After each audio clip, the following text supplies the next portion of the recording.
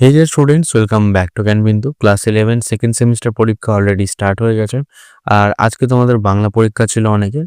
তো এই বাংলা পরীক্ষার সাজেশন আমি অলরেডি আপলোড করে রেখেছিলাম নিজের চ্যানেলে। তোমরা যারা দেখে সেটা পরীক্ষা দিতে গেছো নিশ্চয়ই তারা সেখান থেকে কমন পেয়েছো। তো আজকের ভিডিওতে আমি তোমাদের ইংলিশে সাজেশন দেবো, মেনলি 5 মার্কের যে সাজেশনগুলো সেগুলো দেবো। আর 5 মার্কের জন্য তোমাদের সবকটা চ্যাপ্টার পড়ার দরকার নেই, কোন কোন চ্যাপ্টার পড়ো সেটাও ভিডিওর মধ্যে বলে দেবো। তো বেশি দেরি না করে ভিডিওটি শুরু করা যাক। তো দেখো, 5 মার্কের জন্য তোমাদের সবকটা চ্যাপ্টার পড়ার দরকার নেই। প্রত্যেকটা স্কুলে জিমি ভ্যালেন্টাইন, গোস্ট ব্রাহ্মণ এই দুটো থাকছেই।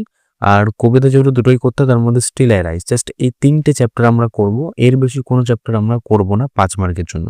2 মার্কের জন্য সবকটা চ্যাপ্টারে পড়তে হবে, বাট 5 মার্কের জন্য জাস্ট এই 3টে চ্যাপ্টার। আর এই 3টে চ্যাপ্টার থেকে কোন কোন কোশ্চেন পড়বে সেগুলো এবার দেখিয়ে দিই।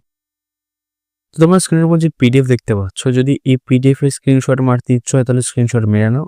অথবা যদি পিডিএফ ডাউনলোড করতে চাও তাহলে এটা আমার হোয়াটসঅ্যাপ চ্যানেলে অ্যাভেলেবেল রয়েছে একদম ফ্রিতে। তোমরা সেখানে গিয়ে এটা ডাউনলোড করে নিতে পারো।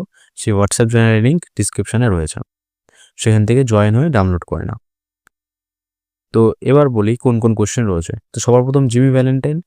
জিমি ভ্যালেন্টাইন থেকে যে 4টে কোশ্চেন, এই 4টে কোশ্চেনের অতিরিক্ত আর কোনো কোশ্চেন করার দরকার নেই।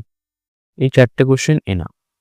আর এর মধ্যে থেকেও যে তোমার 1 নম্বর কোয়েশ্চেন এবং 4 নম্বর কোয়েশ্চেন এই দুটো বেশি ভালো করে প্র্যাকটিস করবে।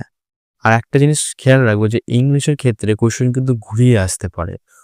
ঘুরিয়ে দিলেও ধরো এই একই কোয়েশ্চেন দিল একটু ঘুরিয়ে, তখন কিন্তু উত্তর সেম হবে। হয়তো তুমি একটু বুঝতে না পারলে তো একটু ভালো করে প্রশ্নটা পড়ে বুঝে নেবে, তারপর আনসার করবে। দেখবে হয়তো তোমার কোয়েশ্চেন কমন এসছে, কিন্তু যেহেতু ঘুরিয়ে দিয়েছে হয়তো তোমরা সেটা বুঝতে পারছো না। ঠিক আছে? এরপর আসে স্টিল আই রাইজে।